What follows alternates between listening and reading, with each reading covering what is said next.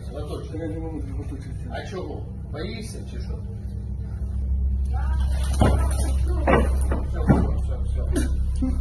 Все, тихо, сядь. Pada Februari tahun 2025, di sebuah hospital di Ukraine, seorang tentera telah dimasukkan ke ward akibat penyakit misteri yang sukar dikenal pasti oleh para doktor yang bertugas. Tiada siapa tahu apa sebenarnya yang sedang berlaku, sehinggalah salah seorang rakannya mula merakam keadaannya untuk mendokumentasikan simptom yang dialami. Изюмский, да? Тихо.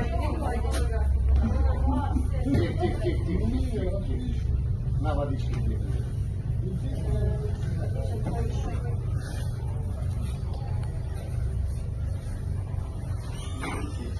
А? Латочек сделать, латочек. Я не можу виточити. А чого? Боїшся чи що? Зроби глоточок. Добре? Що не говорить? Нічого, зараз контроль. Давай, настройся. Глоточек, не надо багато.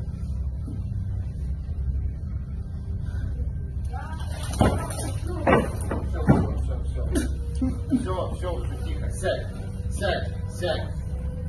Сядь. Андрій. Фамилия, имя, отчество. Фортун Андрій Васильович. А? Фортун Андрій Васильович. Ага. Фортуна. Вот рождение 1995. Присядь. А чого? Чого ти задихаєшся? А? Присядь. Ти кажеш, тебе кішка укусила, да? Было давно. Давно це скільки? Ну, это 3-4 назад. Ну, мы уже пошли на это слово. А воно заживало швидко чи ні? Ну, как ну, хотел сказать. А кішка яка? Обычно. Ну, де це було? В полі, да? На позиціях? Да. Який населений пункт? Ну, плюс-мінус. Ключи. Tentera itu mengadu bahwa dia berasa sukar untuk bernafas, namun dalam perbualan mereka, dia akhirnya mendedahkan bahwa 4 bulan sebelumnya, dia pernah digigit oleh seekor kucing jalanan. Dengan maklumat itu, segalanya menjadi jelas. Dia dijangkiti rabies. Selepas 4 bulan, virus itu bermutasi di dalam tubuhnya. Dia sebenarnya sudah berada di peringkat akhir jangkitan. Para dokter hanya mampu melihat tanpa dapat berbuat apa-apa untuk menyelamatkannya. Perlu diketahui bahawa rabies menyebabkan keadaan yang dikenali sebagai hydrophobia atau ketakutan terhadap air. Ini berlaku kerana apabila pesakit cuba menelan air atau sebarang jenis cecair, otot di bahagian tekak akan mengalami kekejangan yang amat menyakitkan. Virus rabies pula berkumpul di kelenjar air liur haiwan atau manusia yang dijangkiti, dan penularannya biasanya berlaku melalui gigitan apabila air liur pembawa virus memasuki luka mangsa, dan begitulah bagaimana tentera malang itu akhirnya dijangkiti. Walau bagaimanapun ada satu prosedur yang pernah digunakan untuk merawat pesakit rabies, iaitu Milwaukee Protocol. Dalam kaedah ini, pesakit akan dibius dan dimasukkan ke dalam koma yang diinduksi secara perubatan bagi melindungi otak, sementara tubuh berusaha menghasilkan antibodi untuk melawan virus tersebut. Namun daripada 70 percubaan, hanya 10 orang yang berjaya diselamatkan, dan itu pun selepas menjalani pemulihan intensif serta menanggung kesan neurologi jangka panjang. Itulah sebabnya rabies dianggap sebagai salah satu virus paling mematikan dalam sejarah manusia. Rakaman ini menjadi peringatan yang menakutkan tentang betapa kejamnya penyakit ini bukan sekadar membawa maut, tetapi juga mampu merenggut nyawa seseorang dalam ketakutan dan penyiksaan yang sukar digambarkan.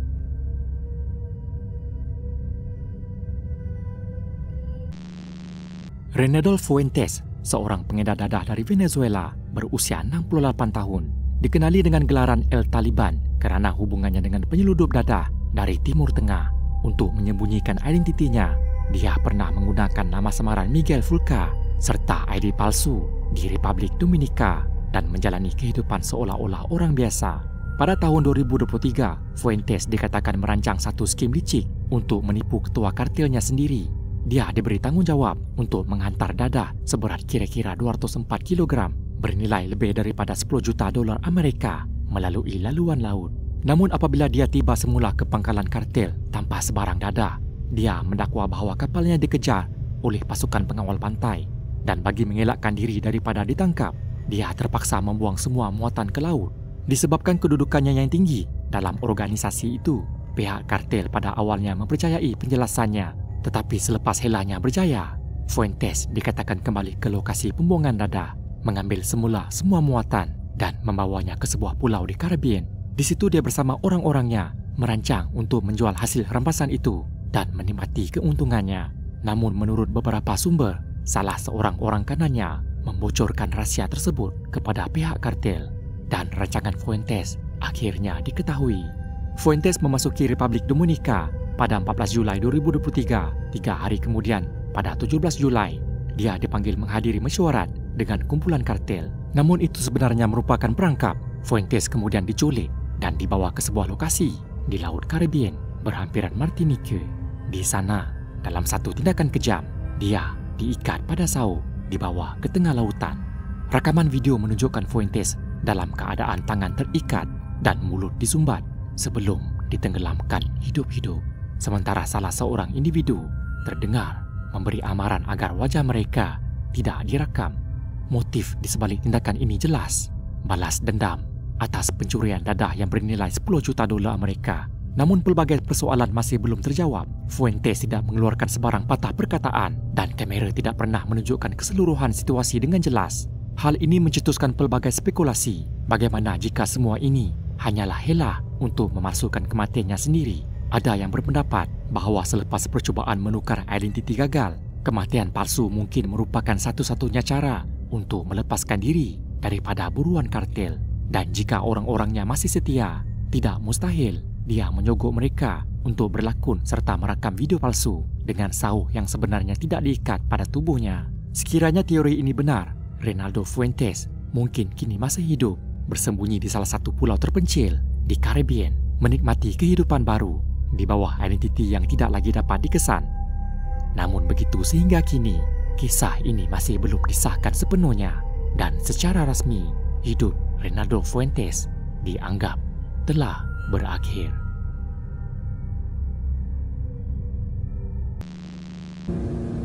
Sir, bruv. I'm saying sweet, man. I said, no, man, eh? No, side of the road, bro. Both sides of the road, he runs over. Pada awal pagi 12 April 2015, dua remaja dari England, Carl Cafford, 20 tahun, dan Michael Owen, 21 tahun, sedang merakam diri mereka semasa memandu melalui kawasan pedalaman. Carl yang memandu kenderaan tersebut tidak memiliki lesen memandu, manakala kereta yang digunakan juga tidak mempunyai insurans yang sah. Lebih membimbangkan, kedua-duanya ketika itu berada di bawah pengaruh dadah campuran, termasuk ubat preskripsi dan bahan terlarang. Michael Owen yang berada di tempat duduk penumpang menghidupkan kamera telefonnya untuk merakam perjalanan mereka di jalan desa yang sunyi. Rakaman berdurasi beberapa minit itu menunjukkan kedua-duanya ketawa dan bergurau sambil memandu pada kelajuan melebihi 140 km sejam, jauh melebihi had laju yang dibenarkan. Dalam rakaman itu, Owen sempat menasihati Cafford untuk memandu lebih perlahan, namun Cafford tetap memecut. Keadaan jalan yang berbukit serta pencahayaan yang suram menjadikan situasi semakin berisiko. Di sebalik gelak tawa mereka, tiada siapa menyedari bahawa detik maut semakin menghampiri. Slow down. Slow down, man.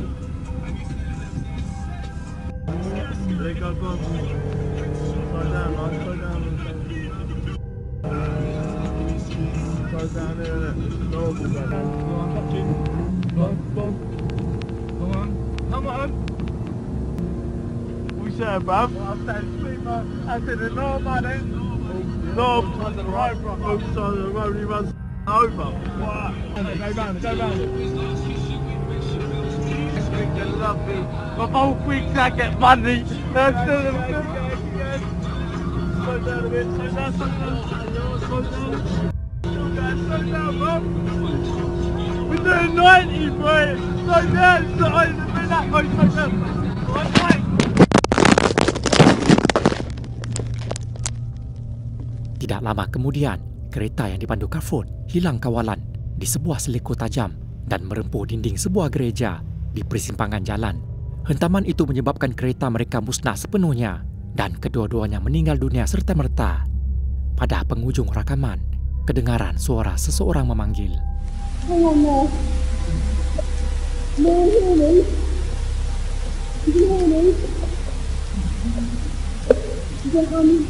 Hold on. The army's coming. No. Rakaman itu kemudiannya menjadi bukti utama dalam siasatan polis merakam detik-detik sebelum tragedi berlaku. Laporan rasmi mengesahkan bahawa punca utama kemalangan ialah kelajuan melampau serta pengaruh dadah yang menjejaskan keupayaan pemanduan. Apa yang lebih menyayat hati, Michael Owen meninggalkan seorang anak perempuan yang terpaksa menanggung kesan tragik situasi ini sepanjang hayatnya. Sebelum tragedi berlaku, Owen sedang membuat persiapan untuk sambutan hari jadi kelima anaknya dan baru menerima berita tawaran pekerjaan di sebuah firma pemasangan skrin tingkap. Selepas berhenti bekerja di firma pencetakan buku, keluarga kedua-dua mangsa membuat keputusan untuk mendedahkan rakaman terakhir itu kepada umum dengan harapan ia dapat menjadi peringatan tentang bahaya memandu secara berisiko. Rakaman tersebut kemudiannya disiarkan secara meluas oleh media utama Britain serta dijadikan bahan kesedaran oleh agensi keselamatan jalan raya di United Kingdom bagi mendidik golongan muda mengenai bahaya memandu di bawah pengaruh dadah dan tanpa lesen yang sah. Tragedi yang menimpa Carl Crawford dan Michael Owen menjadi pengajaran penting bahawa tindakan yang kelihatan remeh boleh membawa akibat yang tidak dapat dipulihkan. Rakaman terakhir mereka bukan sekadar memori, tetapi bukti tragik bagaimana detik kegembiraan boleh bertukar menjadi tragedi yang meragut nyawa.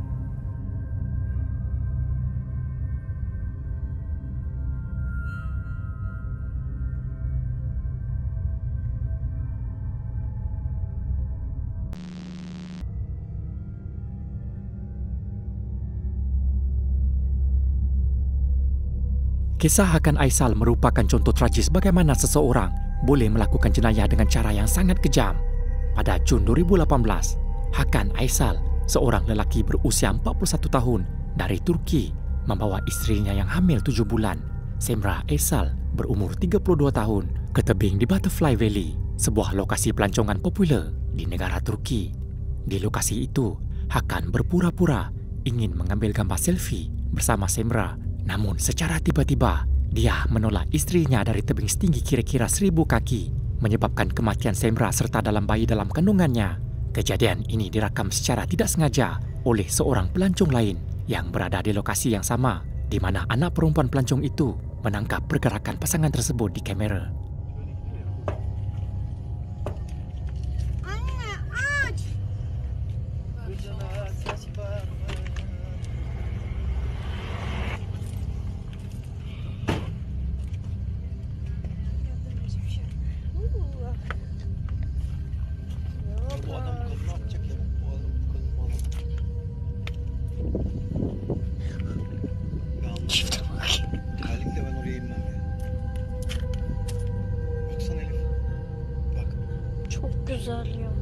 Motif di sebalik tindakan Hakan Aisal adalah untuk menuntut wang insurans nyawa mereka bernilai kira-kira $50,000 Amerika, di mana dia disenaraikan sebagai satu-satunya penerima manfaat. Usahanya untuk menuntut wang insurans itu gagal selepas pihak berkuasa membuat siasatan dan menemui bukti bahawa kejadian itu bukan kemalangan tetapi pembunuhan yang dirancang. Semasa dalam siasatan, Hakan Aisal mendakwa bahawa selepas mengambil selfie, Semra meletakkan telefon di dalam beg dan meminta dia mengambilnya. Semasa berjalan ke beg itu, dia mendakwa terdengar jeritan Semra sebelum mendapati isterinya telah hilang. Namun keterangan ini tidak diterima kerana terdapat banyak bukti yang menentang dakwaannya. Sebagai contoh rakaman video pelancong lain, laporan saksi dan tingkah laku Hakan yang tidak menunjukkan kesedihan sewajarnya terhadap kematian isterinya. Saksi lain melaporkan bahawa Hakan kelihatan tenang dan tidak terbabit dalam usaha mencari mayat Semra selepas kejadian, menunjukkan sikap yang tidak wajar bagi seorang suami yang baru kehilangan isteri. Hakan Aisal kemudian cuba menuntut untuk dibebaskan atas alasan kurang siuman. Namun pakar perubatan mengesahkan dia sehat dari segi mental. Pada tahun 2022, mahkamah menjatuhkan hukuman penjara seumur hidup kepada Hakan dengan syarat dia mesti menjalani sekurang-kurangnya 30 tahun penjara sebelum boleh dipertimbangkan untuk dibebaskan. Kes Hakan Aisal merupakan satu tragedi yang amat memilukan demi kepentingan kewangan. Dia sanggup mempertaruhkan nyawa isterinya.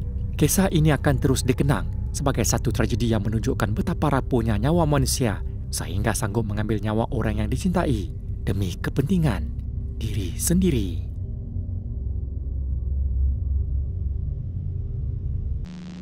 Об камень, давай об камень. Пиздец.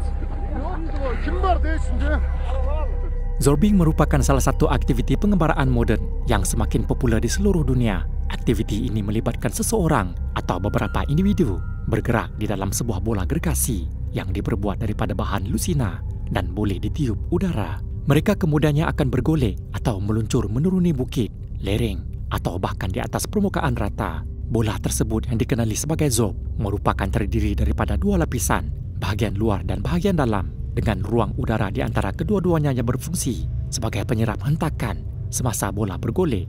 Struktur ini direka bagi memberikan perlindungan maksimum kepada peserta dan mewujudkan pengalaman yang menyeronokkan serta selamat selagi ia dilakukan di lokasi yang sesuai dan dengan kawalan yang mencukupi. Walaupun direka dengan ciri keselamatan yang tersendiri, zorbing tetap mempunyai risiko tersendiri, khususnya apabila dijalankan di luar kawasan yang diselia dengan baik atau tanpa langkah keselamatan yang mencukupi.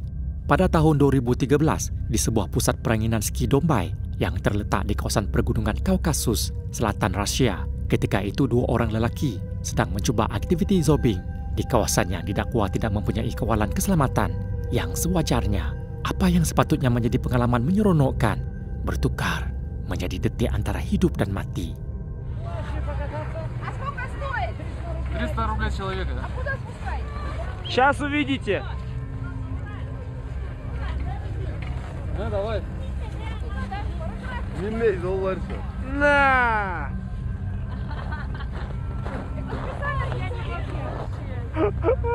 Кайфуй. Опять. Держи его, блядь! О, блядь. О, нет. Как тарықты? Да не укатится, нормально. Там остановится и все. Об камень, давай об камень. Пиздец.